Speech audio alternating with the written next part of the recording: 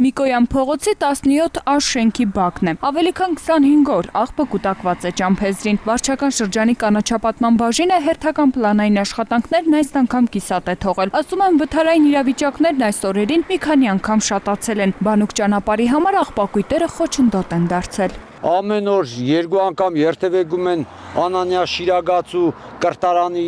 երեխեքը ու բազմիցս ստեղ վթարային իրավիճակներ է ստեղծվել։ Այն կողմը լրիվ զիբիլ է։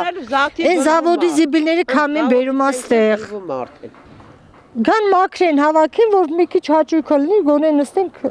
բակը։ 2500 քառակուսի մետր տարածք զբաղեցնող շենքի բակը մոտ 1 շաբաթ առաջ են ասֆալտապատել։ Կատարված աշխատանքից գոհ են։ Բակի մի հատվածն են բնակիչներն իրենց ուժերով են փորձել բարեկարգել, մատղաշ ծառեր ու ծաղիկներ են տնկել, սակայն ի վիճակի չեն աղբակույտերն էլ մաքրել։ Այս ծավալի աշխատանք կարծում եմ, որ ոչ մի բազմաբնակարան շենքի բակում չեն կատարել մինչև օրս, որտեղ ինքը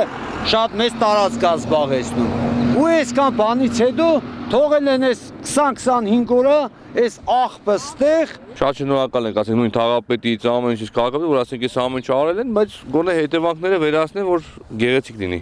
մեր բակը։ Ճանապարհի մի հատվածն էլ օրեր առաջ վիոլյա ջուրն է քանդել ու աշխատանքը կիսատ թողած կրկին հեռացել։ Բնակիչների դժգոհությունը տեղին է։ Ոչ միայն փոսը չեն փակել, այլև համապատասխան զգուշացնող նշաններ չեն տեղադրել։ Ասում են, թեև վթարված խողովակը շենքինը չէ, բայց տարածքի թափթփվածությունն առաջին հերթին իրենց է խանգարում։ Զանգել ենք, դժվարությամբ եկել են, խողովակը կտրել են, որպեսզի փակեն, հավանաբար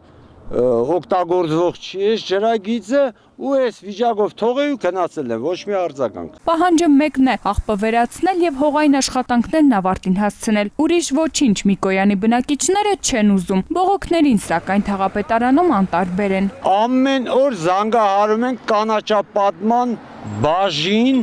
խնդրում ենք, զգուշացնում ենք, ասում ենք, ոչ մի բացարձակապես միջոցներ ձեռք չեն առնում։ Նոր-Նորքի վարչական շրջանից տեղեկացանք, որ նկարահանումից ժամեր անց խնդիրը վերացվել է, ճանապարհն էլ մաքրվել։ Խոստացան շուտով ամայի տարածքն էլ կանաչապատել։ Էմմա Վարդանյան, Նարեկ Եղիազարյան, Կարեն Թադևոսյան, այսօր։